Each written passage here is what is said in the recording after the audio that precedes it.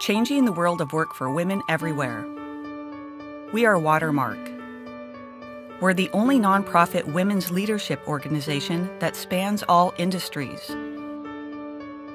We connect, develop, and advocate for the advancement of women in the workplace. The Watermark community includes senior executives, entrepreneurs, and emerging executives that support you not only at the top of your field, but also on your way up.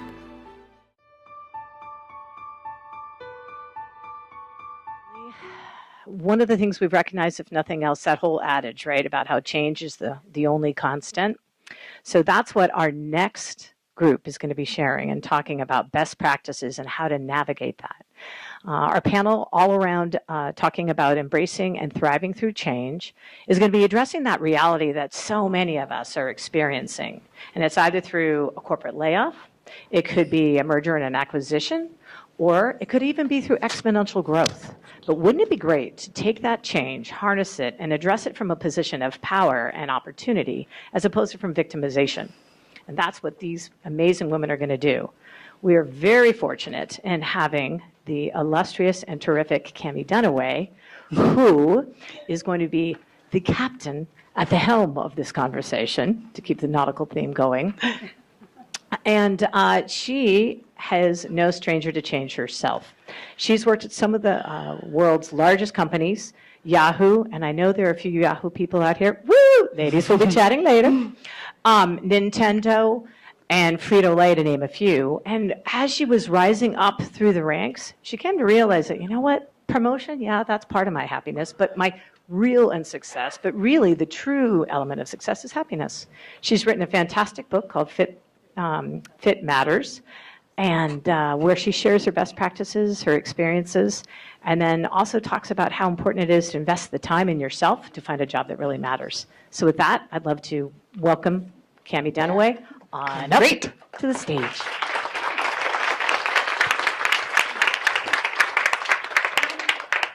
All right, yeah, you guys come on in. Hi, everybody. Thank you, Kate, for that lovely introduction. And as Kate said, we are going to spend the next hour talking about change.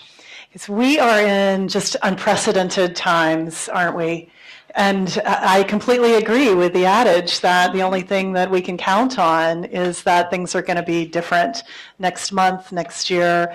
Our businesses are changing at an unprecedented rate because consumer needs are changing. Technology is changing. And so what we want to do is talk about how do we not just survive in that environment, but how do we actually embrace it? And how can we actually thrive in this era of change? And so let's just take a quick poll. How many of you guys have had to undergo some sort of relatively significant change, either in your personal life or in your professional life? And let's just say the past 2 years. Okay, yeah, all of us, right? And I'm not going to ask you to raise your hand, but just think about, has it created a little bit of stress in your life? For most people, the answer would be yes. We'll go to the next slide. I want to show you some research that I came across. This is from the American Psychological Association, who does this annual study on stress in America. And this is their 2017 study. And they ask folks what their stress level is on a scale of 1 to 10. And between 2016 and 2017, it's increased from 4.8 to 5.1. And 20% of the Americans that they surveyed said that they are experiencing extreme stress, either an 8, a 9, or a 10 on the scale. And what are the sources of our stress? It's money, it's our jobs, and it's the economy primarily, followed by health issues. I thought this was pretty interesting, and we may talk a bit about this on the panel. Women experience more stress than men. And interestingly, stress levels were higher in younger Americans. Millennials gave it a 5.6, whereas matures were only a 2.7. So we are very fortunate today to have a panel of 3 women who are really good at navigating change, not only in their own lives, and we'll talk about their personal experiences, but we'll also talk about how they've thought about navigating change among their teams, helping their organizations, helping other people navigate change. So let me introduce them to you. So first, right here to my left is Denise Thomas. And Denise is the manager of contracts and pricing at Gilead. And she has over 10 years of experience in pricing, and this is an area of rapid change, particularly in the pharmaceutical industry, in which she has a lot of her history and expertise. She also serves as Gilead's co-lead in their leadership organization for Black employees strategic partnership. And so in that role and in other roles, she really does a lot to help individuals think about thriving in a time of constant change. She earned her degree in economics and finance from Southern Illinois University and has made a lot of moves, which we'll talk about. And I ask all of these women to tell me on a scale of 1 to 5, with 5 being, I really love change. I am constantly looking for what's new. I get bored quickly. And 1 being, no, I like things pretty stable. Tell me where you are. So when I asked that question to Denise, she said, hey, if you're not scared, you're not growing. So put me on that 4.5 to 5. Next to Denise is Bindu Garapati. And Bindu is the Marketing Talent and Leadership Development Manager at Juniper. Yay. And in that role, she is really driving new grad and senior leadership development and helping people to really think about thriving with change. But as all of these panelists are, and all of you are, she's very multifaceted. She is also an entrepreneur. She's CEO of a company called The Happy Leader. And she is an academic, so she has her doctorate in clinical psychology, so she can give us some really helpful perspective from that mode. And she also was honored last year as an Emerging Executive of the Year with Watermark. And when I asked her the question about rating herself 1 to 5, she said, oh, I'm an 8.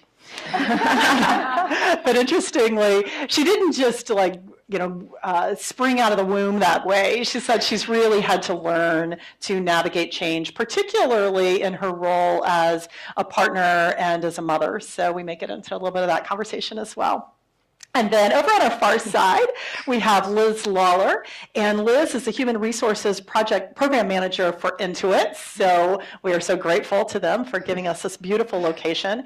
And she's got a really interesting role in that she is really helping Intuit through this incredible period of transformation and helping to assess new talent, helping to develop new talent to be able to flourish in a time of change. She also went through change herself as part of Intuit's HR rotational program. And she has her business administration degree from Cal Poly. And she said that she would put herself at about a 4.5, that she had some early roles in her career that felt a little too kind of routine. And so she's learned that she really does like a little bit of change in her life. So that is our esteemed panel.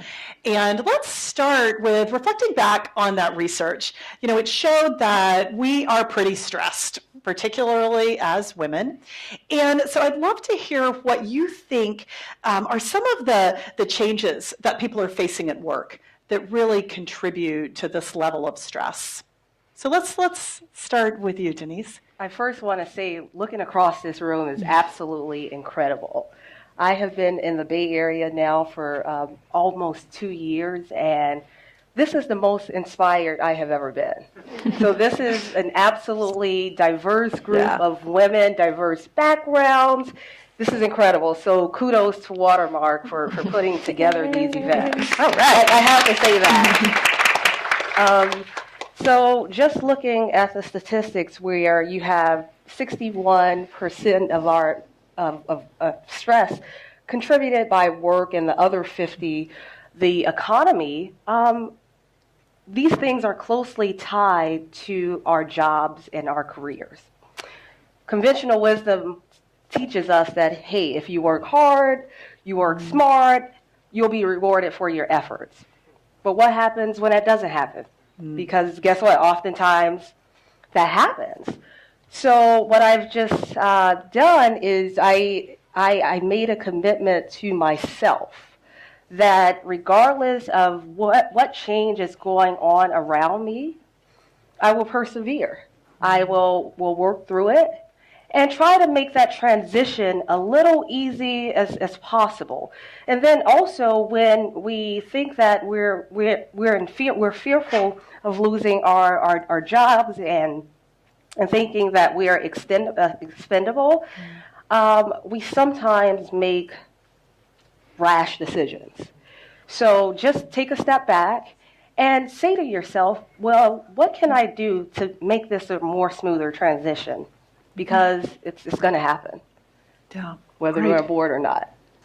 Madhu, what do you think? I think the other layers to that is very contextual. You think about the political climate that we're in, and we were just talking about this earlier in terms of social media and how that can impact definitely money, stress, changes that are going on in our environment. But it's a multi-layer ecosystem, right? There's change within us, just again, as women, bodies evolving, changing, growing, transitioning, just very personally from a biochemical perspective. I'm not revealing anything now, I'm just pointing out. But how much of us really take time to consider and think about that in the context of all these other layers that are going on? There's our work environment, our political system, just our climate, all of those layers. And I think that sometimes taking a step back to be able to say which one and which aspect of this is influencing me the most right now, and being able to hone in on that. Great. Yeah, and I would just add that I think uncertainty is stressful, and that's really, the stress comes from the unknown. If you don't know if your job is secure, if the marketplace is changing, if your company will be successful. And so I like the idea of, removing yourself and looking at the bigger, broader picture and finding the excitement in that unknown. Because although it's very scary, when something is new and unknown to you, you have a real opportunity to grow, and it can be exciting. So trying to find the positive in the uncertainty. I love that idea, finding the excitement in the unknown. And Denise, you've got a great motto for the year. Will you share a little bit about that and kind of where that came from? So my motto of the year, which I think is the lifetime now, is the year of the why not. So I try to view every scenario and situation that I counter as a learning opportunity. I take the approach, guess what? The world is going to go on with or without me. So I might as well move with it. And I have made a commitment to myself to get comfortable with being uncomfortable, right? Get comfortable with being uncomfortable. Because guess what? You're always prepared to be uncomfortable. And so that's led me to the motto of the year of the why not. Why not try something new? Why not volunteer, because we're always voluntoed, for this project? So why not put myself out there?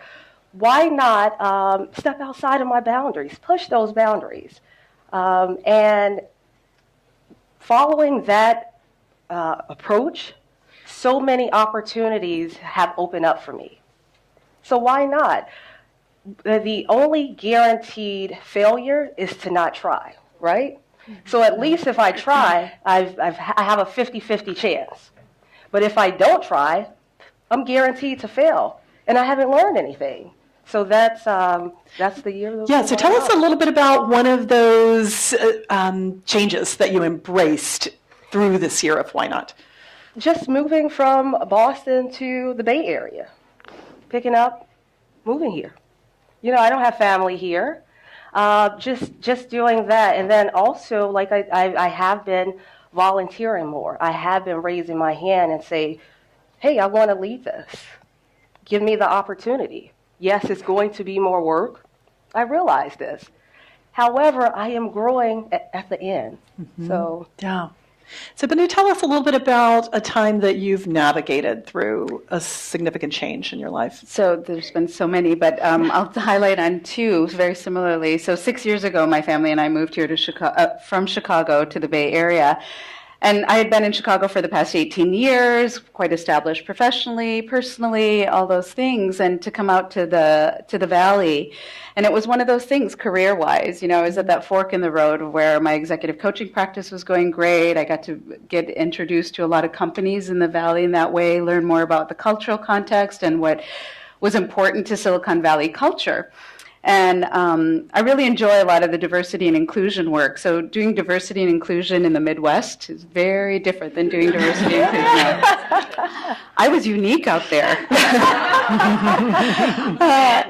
So I move out here, and it's kind of like, okay, there are many people, a sea of South Asians that look similar to me, have very similar my parents were immigrant stories and how they were raised, and that whole coconut crisis, as Mindy Kaling refers to, kind of brown on the outside, white on the inside.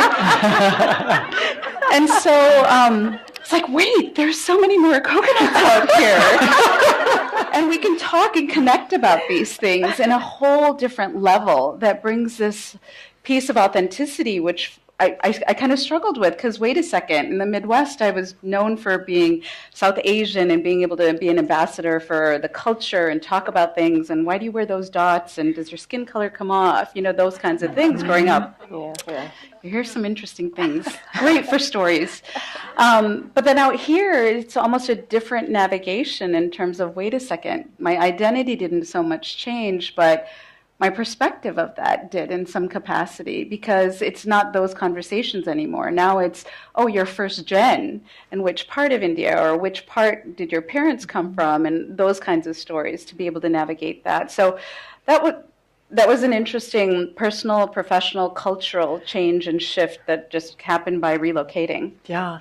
Talk a little bit about how that helped you grow professionally, going through that personal change. Definitely. Well, I think, I'm a true believer that the universe brings you what you need when you need it, right? And that change definitely came. So I have an academic and a clinical background, right? I've worked in healthcare.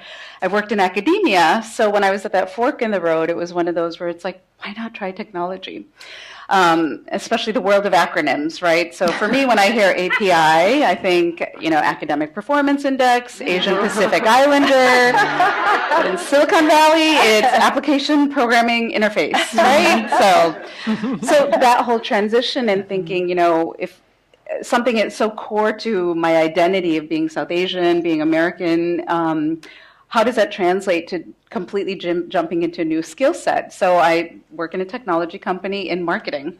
I don't have that background, but I've learned to evolve, and it's given me that confidence. Well, if you can navigate outside in terms of your identity, a role that you have gives a lot more fluidity. So it's kind of taking small risks and practicing those and saying, okay, I fell a little, but you know what? There was an incredible group of supporters, of women, mentors, colleagues that are there for us, and it's okay. How do you embrace that? And I loved how Deanna talked about that grace versus grit. And the grit, I always think of grit as resiliency, but now I'm thinking in it in a totally different perspective.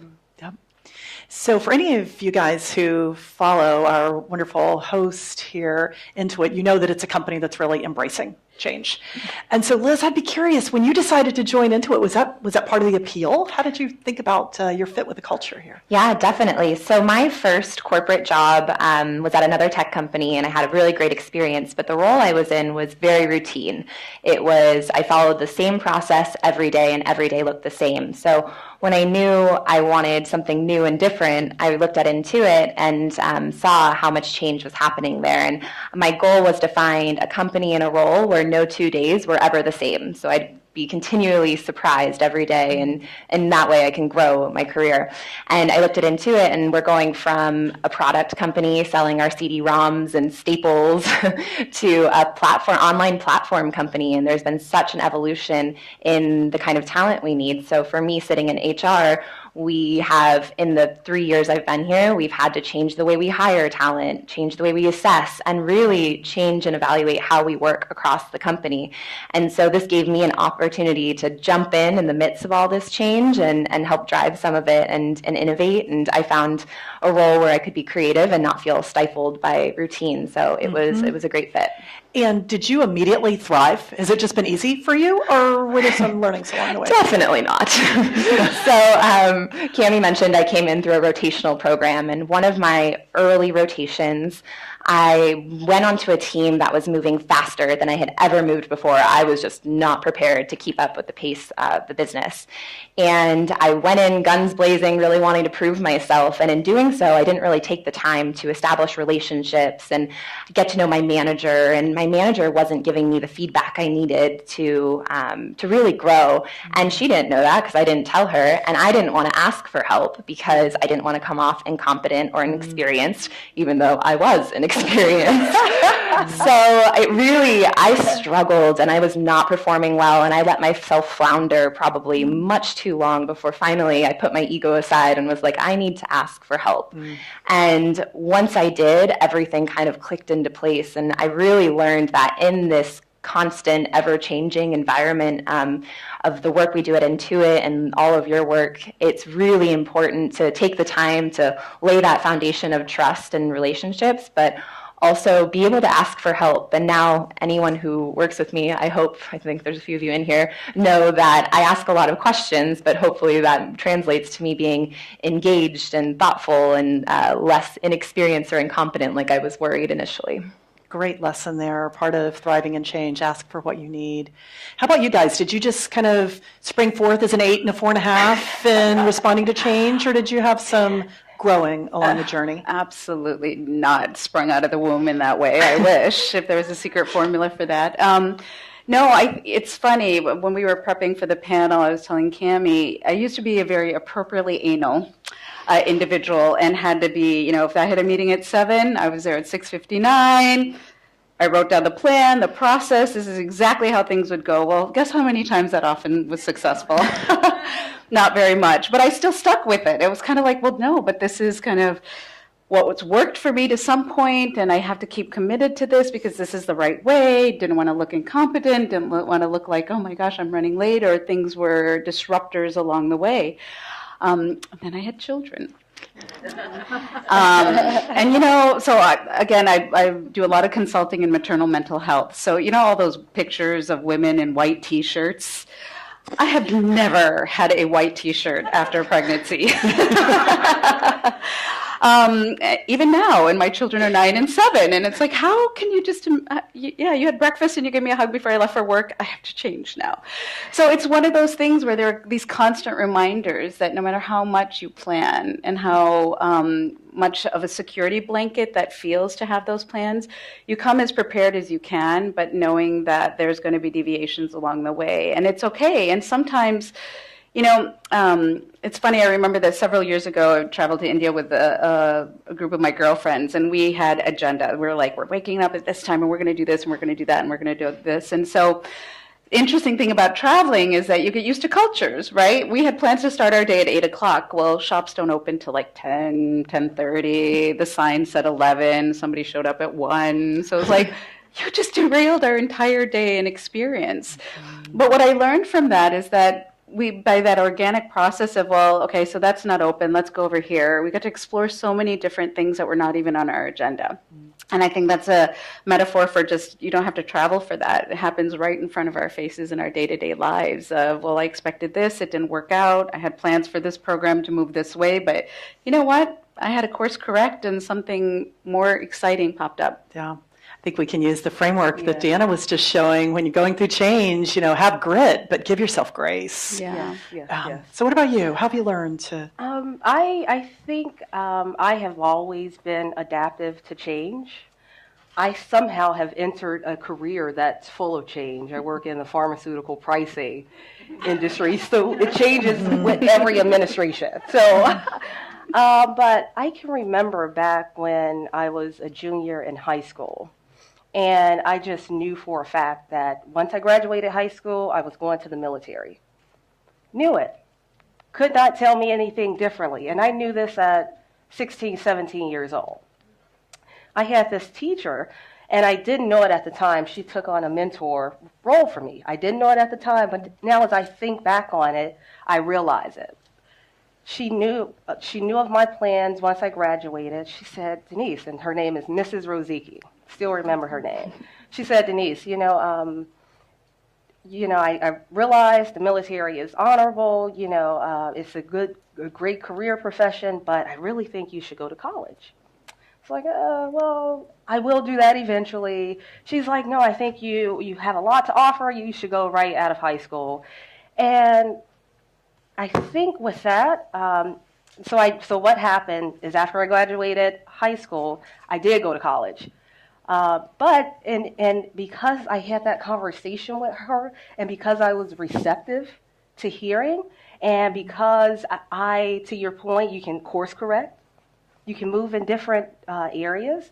But I also still wanted to serve my country, so I joined the National Guard. So that kind of gave me the best of both worlds. So I was a soldier 1 week in a month, 2 weeks in the summer, and still attain my degree.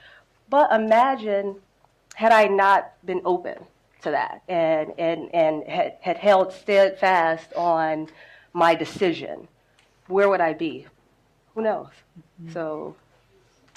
So we saw in the research that millennials seem to be facing even a little more stress. So Liz, I'd love to hear your thoughts. Did that resonate with you? And also maybe for those in the audience who are managing millennials, is there anything that they might do to help folks navigate through those stresses? Yeah, it absolutely resonates. I think my friends and I all have this mindset that we'll work really, really hard up front early in our careers, and it'll set us up for long-term success. And eventually, when you reach that success or reach that level, then you can kind of take your foot off the gas pedal.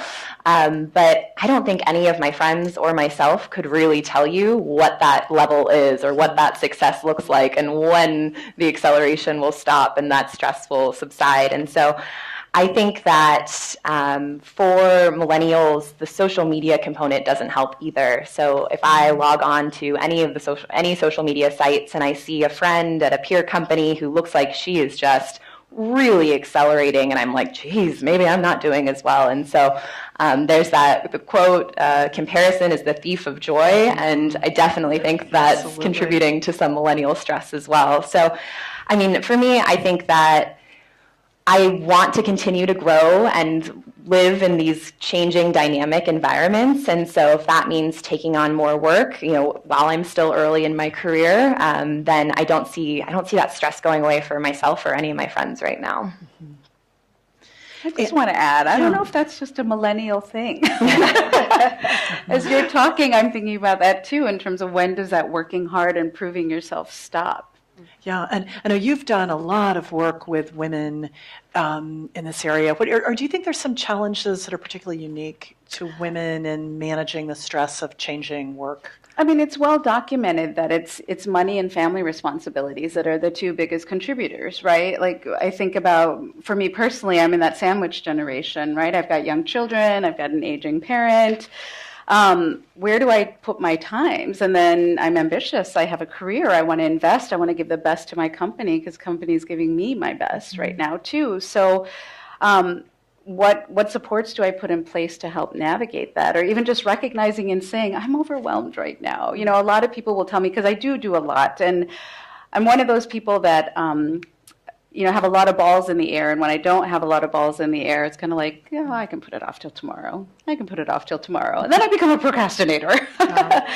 So it's one of those where it's like, well, how do you do it all? Well, where is my energy and my passion really come from? I love being a mom to my children. I brought my daughter into work when something happened with summer camp. And I came back from a meeting, and she's sitting at my cube, and she wrote on there, Bindu equals Juniper.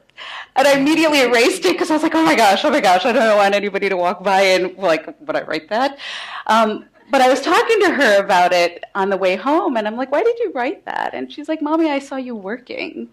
And it was one of those things. And my son was there too, but he was all about the treats and and all of that. And maybe it'll come later that he appreciates what it really means. But there was something that a 9-year-old girl was observing about me being in that work environment that just inspires me to find a way to integrate it. And it is so important to find those sources of inspiration and energy when you're going through a lot of change at work, and to really focus on keeping yourself healthy. So what are some other things that you guys do just to keep yourself healthy and centered? Well, I make time for myself and do not feel guilty about it. When I work, I'm working hard, and I need to take the time for myself. So I exercise regularly. I spend time with family and friends. I travel. I visit wine country once a month. No kidding. I'm making time for myself, and I am not feeling guilty about it because I do not want to burn out. So we have to make time for ourselves. I read an article this morning. A tech manager, an IT manager at a tech company, she sent an email to her team notifying her that she would be out for a few days. She said she needed to take some mental health days. She said, I'll come back refreshed, rejuvenated, re-inspired. A couple of days later, she got an email from the CEO who said, thank you. Thank you for sending out that email. Thank you for reminding us that our mental health is also our health. And you have those sick days there for a reason, or you have those PTO days for a reason. Use them. Yeah. I love use it or lose it. Yep. Use it or lose it is the best policy ever. Well, for me anyways. Yeah. But it forces me to actually take that time and to use those days. I love that she is a leader, modeled that for her team. I think that's so powerful. Let's talk about, you do some really, I think, impactful things to keep yourself healthy. Talk a little bit about that. I do. So I think we all probably live and breathe by our calendars, and I am a big proponent of blocking your calendar. So every day from 4:30 to 5:30, I have a block on my calendar, and I go to the gym. I probably don't work out for a full hour. That sounded very ambitious, but it's blocked on my calendar, and I won't schedule meetings over that time. I try not to work. I try not to push it off, and by really protecting the time, I feel like I'm giving a chance to take care of myself and really invest in myself. And I'll do the same on the weekends. If I have a Saturday I'm going to spend with friends, then I block my work calendar. Not that anyone's scheduling a meeting on a Saturday, but I block the time, and I won't respond to emails for the day. And that, again, makes me feel refreshed, and it also helps me be really present with the ones I love when I'm with them. And being able to selfishly block that calendar and take that time is really important. Have any of you really found yourself relying on outside resources when you've gone through a period of change? Like you said, making sure that you have those people you love around you. Any stories of whether it's friends, family, coaches? So I think it's absolutely imperative to have a strong support system. So within my support system are my sister friends, my family, coaches, and mentors, because there's going to be storms. You're going to face adversity. So I want that support system to lean on in my time of need. And I refer to them as my hurricane readiness kit. So whatever storm that the universe is throwing at me at the time, I have a pretty solid kit. Everything is in there that I need. So but I also have to recognize that I have to know when to ask for the help. Sometimes we don't. So, but they're there, and more often than not, people are willing to help you out. You just have to ask.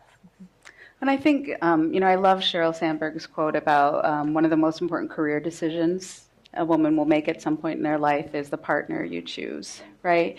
Not only that, but I also definitely believe that you can't get everything from that one person. You've got people that you will divulge that personal story with. You've got people that you'll talk about professional work challenges with. You'll talk about people where you're trying to preserve that sense of who you are.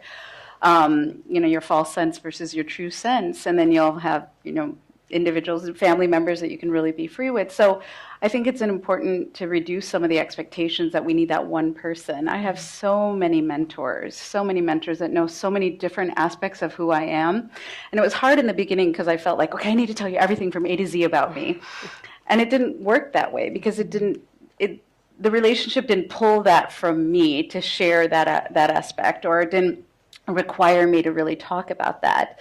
And I got to a point where it was like, okay, it's okay that you see this part of me, and I can reveal this part of me and not reveal that part and still feel authentic and okay and still get great feedback and support in that way. So definitely partner and multiple resource support system. Mine's been very similar. I've thought of it as a board of advisors that I've developed over the years that I lean into for various pieces of support that I need. Yeah, and I would just add, I think I found I need two different types of support. I need the person I can call. So my mom is one example. I call my mom and vent and complain to her, and she unconditionally, kindly listens to me and will agree with everything I say. And sometimes you really need that. When I want the truth and the tough love, I call my sister, who is also in the technology industry, several years older, and has a really amazing, successful career. And knowing that all of her advice comes from a good place, I hear some real tough feedback from her about my career, about my life. She obviously knows me very well. And so I need those two different kinds of coaches, the cheerleader and the bit of a drill sergeant to tell me the truth. Nice. I think the other thing that I would add to that is that time for self-reflection, right? There's so much to gain from the external world, and if we can kind of digitally detox and take that moment for ourselves, sometimes we are our own best advisors on certain things. And how do we tune up and dial up that intuition to say, we've got this? Yeah, it's back to your point about taking that vacation time. If you're not taking your vacation time, you're not doing yourself or your team or your colleagues any favors, trust me. So let's shift a little bit from how you navigate your own experience with change to how you help others in the organization.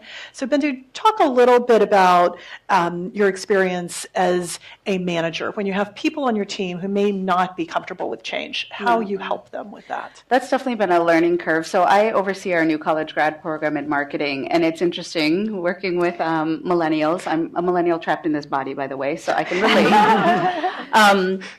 And it's interesting because knowing that I'm an 8 on a scale of 1 to 5 in terms of change and life experiences that have contributed to that, it's really given me a moment to pause and say, whoa, wait a second. I'm this comfortable with change, but not everybody around me, and especially as I'm helping this next generation of talent. So a lot of it is just making my expectations very clear. Look, I need you to communicate with me because I am kind of over on this end of the continuum in terms of change and embracing it and being okay with ambiguity. That if any of that feels uncomfortable, come to me. Create that space to have that open dialogue, questioning. Where is your level? Just asking the same question you asked us, Cami. It's like on a scale of 1 to 5, where are you with change? What aspects of change bother you? And really taking the time to look at that. There's great frameworks out there for everything, right? It depends on what one you want to pick. But Prochaska and DiClemente talk a lot about the stages of change. And so there are things like pre-contemplation, contemplation, preparation, and then a maintenance stage, and there's relapse. And I think when you look at those models, they're there for a reason. They help to kind of set a template or a guide to just help structure in terms of how you think about things. So I will bring things like that up and bring in some of those models to say, here's a change model. Like, how willing are you to adapt? If not, where can I help you? Because we are in ambiguous environments. We all know that, right? Silicon Valley, one day it's up, one day it's down.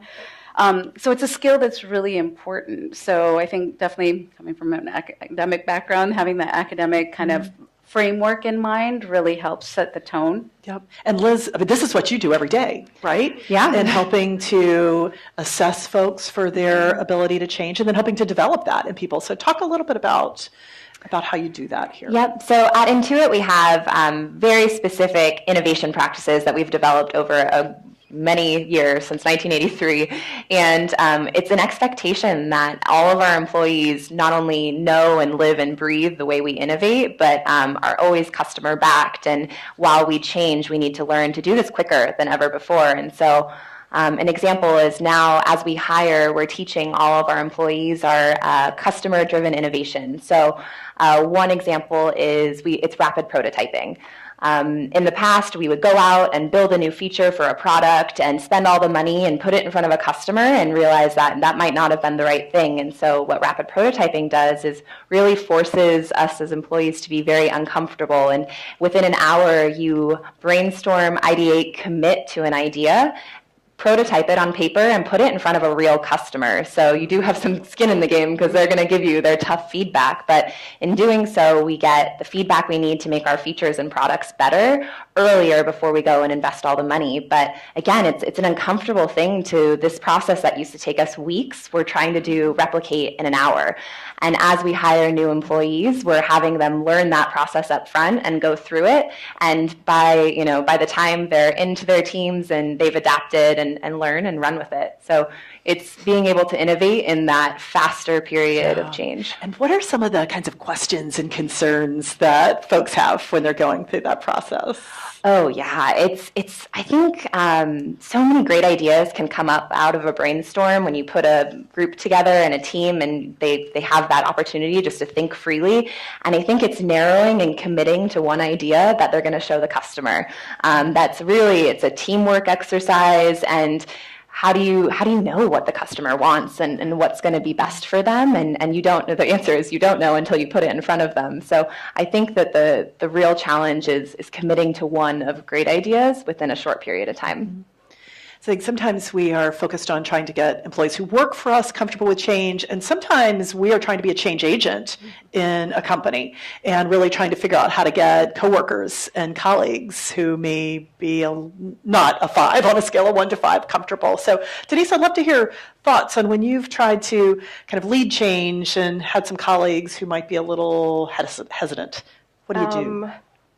So it's interesting. That's an interesting question because the environment that I'm currently in, they can be somewhat resistant to change, or what it's called is the Gilead way. It's not a good or bad thing, but as you hire people from outside of the organization, you're bringing them in for fresh ideas. And so what I've learned in the past couple of years is to get those colleagues comfortable with me, develop their trust. And you develop their trust by understanding differences in opinions, understanding differences in perspective, cultural differences, as well as just differences in thought. Because a lot of times people just want to be heard. And so if you can involve them early on in that change, and also listen to hear and not listen to speak, which I must admit that's very difficult. But actually, and when you do that, and when you learn to master that listen to hear and not to speak, great ideas come out that make the change a little easier for them to transition into. I think there's a piece about perception and how we view change, right? Just when you say that word change, what words come to mind? There's this great book called titled Switch. I don't know if anybody's ever has read that, right? But I'm getting a lot of head nods. But it's interesting. It changed my perspective in thinking about change. So the thesis in there is that maybe resistance to change isn't so much resistance, but it's more exhaustion. Right? So, and what the metaphor that they provide in the book is that if you think about kind of your emotional thinking, your emotional reaction to situation is the elephant, and kind of more of your cognitive processes, your thinking about things is more of the rider of the elephant.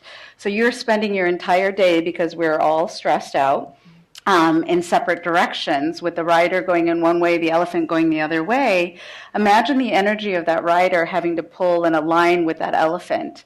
So here I'm going to ask you for one more change to that program, one more change to that project. Now all of a sudden it's like, what? You've asked me to change the world. No, it was one slight thing, but because you've been in this constant state of stress, any small amount of change feels much more like resistance versus somebody's really exhausted. Great. I'll open it up to questions from the audience. What would you like to hear about from this very esteemed panel? Yeah. I think there's some microphones that we can move around.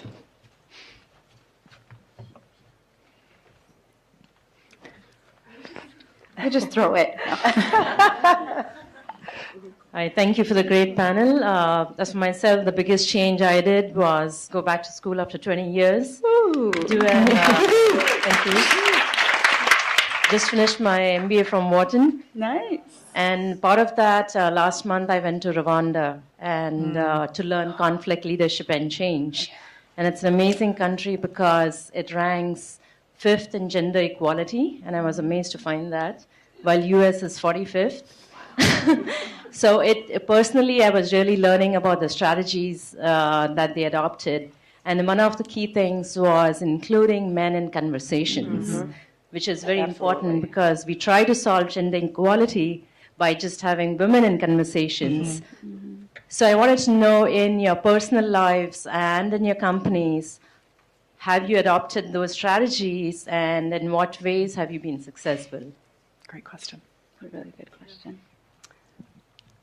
So absolutely, for myself, I have an informal mentor now that is a male, and he offers some very sound advice. Of course He usually says to me, "Don't take it personal." It seems so simple. Sorry. However, it's really true. Don't take it personal.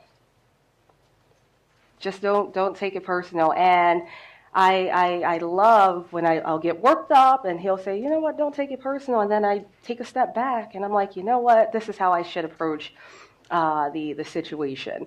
So I think that as women, we have, our women organizations such as Watermark, but then there's our allies. So there's women groups and employee resource groups for women, but we need those male allies. So if you don't have one, seek out an informal male mentor. They offer some really great advice. I think the thing that I would add on to that personally is definitely having those conversations and calling out things, because as we, again, heard earlier today, if someone's in this perspective or in this swim lane, it's rare that they're going to look up and say, "Oh, I wonder how they're doing over there," right? And especially if you haven't had that personal experience. So, a lot of the work that's really influenced the Happy Leader, if you will, was created by Daryl Wing Su. And he's got this model where you look at in-groups and out-groups, majority way of thinking and minority way of thinking. So when I think about those contexts and how can I start to have those conversations and say, wait, hold on, if you were to step in my shoes, right, a level of empathy here, literally put these heels on and walk in them and see what it's like and experience that. Korn Ferry has this great research out there that talks about the success that executives experience when they get to those C-levels positions. And two of the key indicators are self-awareness and two, the experiences you've had. Have you had experiences stepping in? So when I was teaching in a graduate psych program, there was a social psych and difference class that I taught. And one of the exercises was for 24 hours, go and do something completely different than what you're comfortable in. And there was one young woman who, the story is just very powerful. I wish I could articulate it as well as she would when she came back, but she was a Anglo-Christian American woman, and she wore a burqa, a full-on burqa in Chicago for 24 hours. She went to the same grocery stores, she went to the same gym, she did all of the same things that she had done. And it wasn't until she came and reported back to the class what those 24 hours were like for her and the kind of experience that she had. And it was interesting, and the other telling point to that was that students within the class ranged. Like some, went to a different church, or they went to a different community, or, they drove 60 miles to, go to a community that they never experienced. So what people's comfort zones are in terms of being able to travel and do something like that, right? I mean, we can read all this data and look at all these frameworks, but until we experience it, shifts the conversation tremendously, and your genetic coding. Yeah. Other questions or stories, observations about change? Yeah. You.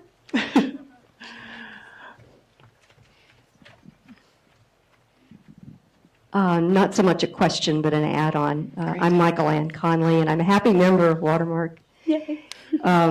When you talked about exhaustion, Bindu, it reminded me of a wonderful essay that can be found online by a poet. His name is David White, with a Y, and it's called 10 Questions That Should Never Go Away. And in one of those questions, the number escapes me in the moment, he talks about a conversation he had with a mentor of his about exhaustion. And the mentor said, the antidote to exhaustion is not rest, it's wholeheartedness. Oh my gosh, I got chills. So I just wanted to share that. 'Cause when you said that, I went, I just want to tell the whole group. Because so often as women, we push over the edge. And then we think we're just going to rest, just lie back and just collapse and all of that. And that's sort of the opposite. But to gather our wholeheartedness is, as I really resonate with that. And I can tell you do too. Yes, yeah, obviously. Yes. Thank you. Yeah, question here. I really love these conversations. It's just amazing to look at all these people. But I think there's probably quite a few number of people here who struggle with that question of, should I stay or should I leave? Yeah. And I'd like to share some wisdom on how do you know and how do you make that decision when maybe you're in a caustic environment, maybe you're just not sure it's ever going to work out. How do you make that decision? I feel like we need a theme song for that. Yes. For me, a telltale sign is when I wake up in the morning, the majority of the time, dreading going to work. I think it's time for me to get out of there. I mean, I understand and I recognize that there'll be challenges throughout organizations, but and I usually give it a little time. I usually try to ride that wave, but if it's majority of the time I'm just dreading being somewhere, I'm not really learning anything. I've shut myself down completely. And I would rather leave and have those strong relationships in place than to leave on a bad note and not maintain those relationships afterwards. Something that I do, not just from a work-related perspective, but just even relationships, right? Should I prune this relationship in my life or should I keep it? I divide a sheet of paper in half and kind of free associate thoughts that come to mind. And then the other half to that is reframing a nice way of saying what I want to say, right? So if, I'm having a difficult relationship with my boss, what do I really want to say? And being very candid and honest and giving myself permission to just literally vomit the kind of hardcore, just really very vulnerable, honest responses to this relationship.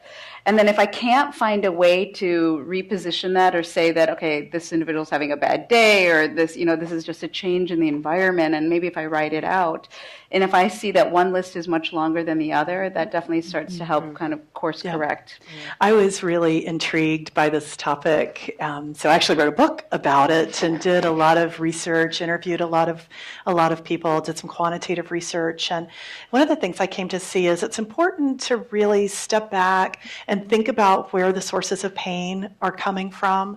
It might be relationships that are broken at work. It might be that you don't have the opportunity to grow in your job anymore. It might be that it doesn't fit your lifestyle needs. So really thinking about those sources of pain, and then through some reflection, through working with trusted partners, assess whether you can make some changes to those things that are giving you pain. But if you can't, then life is much too short and work is much too much a part of how we spend our time and our identity to have it steal your soul. So find a place that uses your best. Yeah. I'm sorry, you were next. I wanted to ask a question or follow up on what Liz said about continuous innovation. Organizations that embrace change and that go for continuous innovation have to also allow for, as I always say to my team, a perfect is not the only passing grade. Failure is okay. If you're going to say to people, err on the side of execution, try new things, some of those things won't work. And there can't be, the penalty for that cannot be extreme, because you want to get out there and try a lot of things. And I think as women, and this is a terrible generalization, but as women, sometimes we internalize those failures. We want things to be perfect instead of saying, we tried this and it didn't work, and compartmentalizing and moving on and saying, what did we learn from that?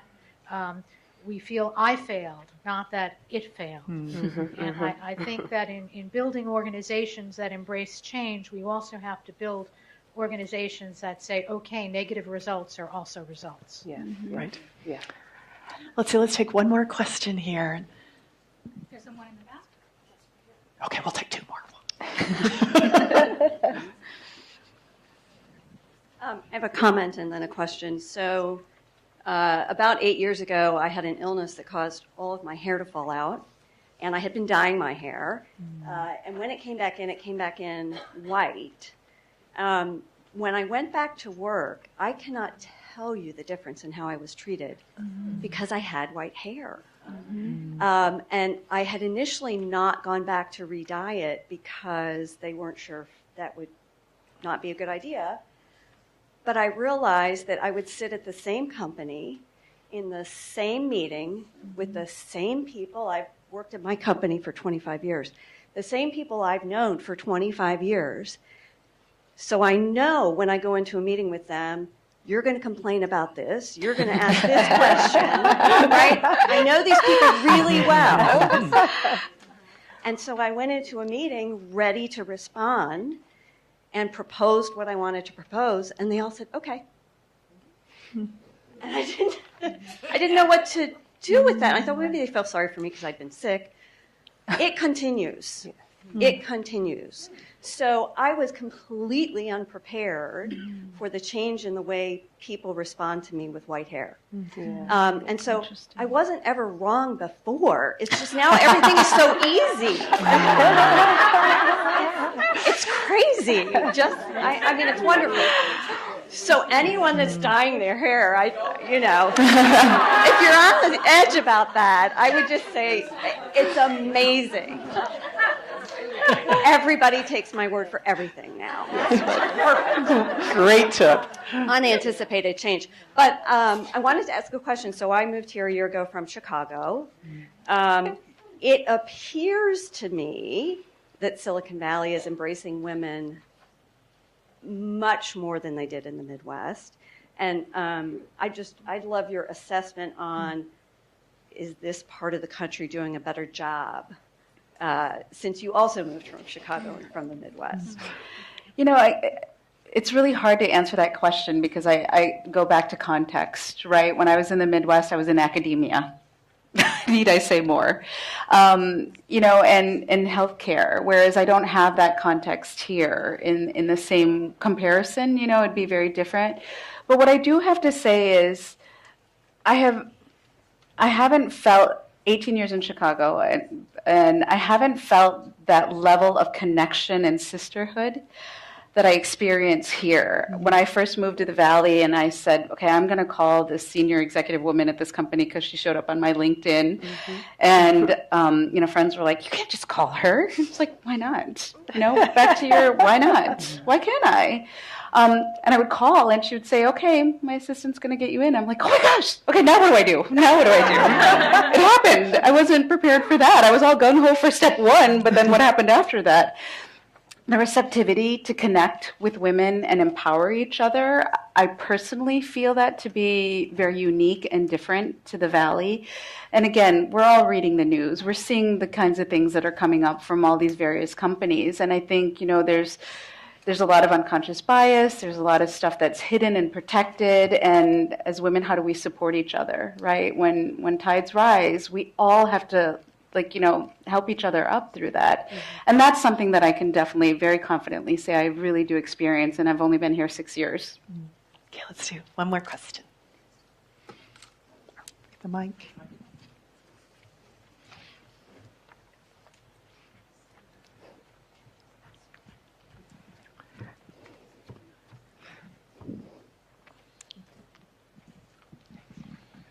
So I tend to have a reframing personality sometimes and drives people crazy, but it sometimes works. And I was listening to you talk about the tension that comes when things aren't going right and how powerless we can feel and why isn't this working the way that it should.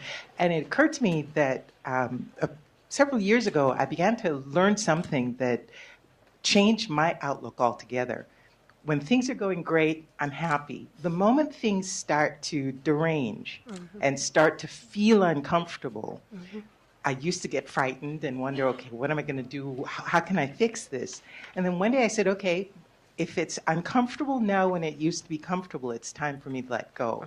It's all there is to it. I'm not going to investigate what's going on. It doesn't matter.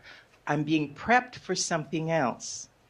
And then once I started to see that, it became clear. When time came for me to move to my next level, everything I was comfortable with became uncomfortable immediately. Nothing I was doing. And it was just the universe setting it up for that next opportunity. And once I began to see that, man, life was easier. Because then it was just, oh, okay, time to go. And there was no strain about trying to stay where I was because I wasn't going to be able to. Didn't matter. So that was the reframe that I came across that I wanted to share. Thank you. Really exciting. Thank you. Thank you. So we can continue this conversation over lunch because, as you can tell, there's tremendous wisdom in this room, not just in this panel, but throughout this room. I've got a couple of quotes I just wanted to leave you with as we go off into lunch. The first is that the secret of change is to focus all of your energy not on fighting on the old, but on building the new. Another one, some changes look negative on the surface, but you'll soon realize that space is being created in your life for something new to emerge. And finally, it takes a lot of courage to release the familiar and seemingly secure, to embrace the new, that there's no real security in what is no longer meaningful.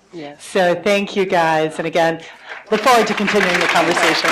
Thank you, panelists.